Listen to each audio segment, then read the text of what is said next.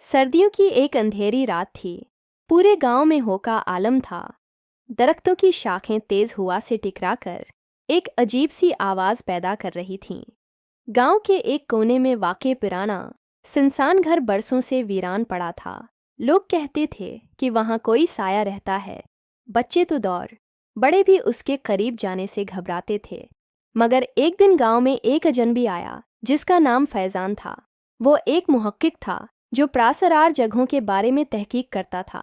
जब उसने इस सुनसान घर की कहानी सुनी तो इसकी दिलचस्पी बढ़ गई। फैजान ने गांव के चंद बुजुर्गों से मालूमात हासिल की। सब ने उसे रोका, डराया, मगर वो न माना। उसने फैसला किया कि वो इस घर में एक रात गुजारेगा ताकि हकीकत का पता चल सके।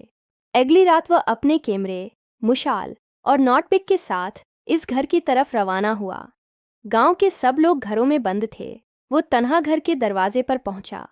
दरवाज़ा पुरानी जंजीरों से बंद था, मगर इसे जिंग लगा होने की वजह से वह आसानी से खुल गया। फैजान ने अंदर कदम रखा तो एक सर्द लहर इसके जिस्म में दौड़ गई। कमरे में बोसीदा फर्नीचर, गर्द से उठे शीशे और दीवारों पर पुरानी तस्वीरें आवीज़ां थीं। उसने अपना कैमरा ऑन किया और घर का मुआयना शुरू किया। अचानक इसे सीढ़ियों से किसी के चलने की आवाज़ आई। वो पलटा, मगर वहाँ कोई न था। दिल की धड़कन तेज हो गई, मगर वो डरा नहीं। वो आहिस्ता आहिस्ता ऊपर की मंजिल की तरफ बढ़ा। ऊपर का माहौल और भी प्रासरार था। एक कमरे में दाखिल होते ही उसे एक पुरानी डायरी मिली। जब उसने उसे खोला तो उसमें एक औरत की तहरीर थी जो बरसों पहले वहाँ रहा करती थी। डायरी में लिखा था कि वह अपने शौहर के जुल्म से तंग आकर एक रात खुद को इसी घर में बंद करके मर गई।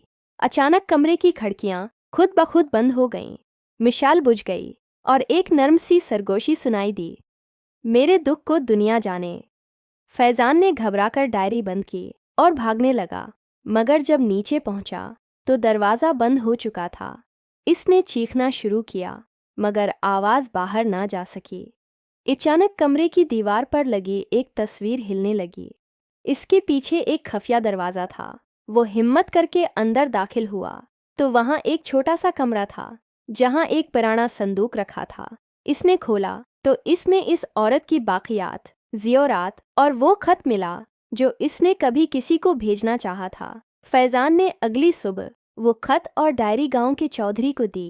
यूं बरसों पुराना राज सबके सामने आया। गांव वल्वों ने इस औरत की कब्र बनाकर इसकी आखिरी रसूमात अदा कीं और इसके बाद वो घर कभी सुनसान न रहा। फैजान ने अपनी तहकीक मुकम्मल की और ये सबक सीखा कि हर प्रासरार चीज़ के पीछे कोई सच छिपा होता है। बस हिम्मत चाहिए उसे जानने की।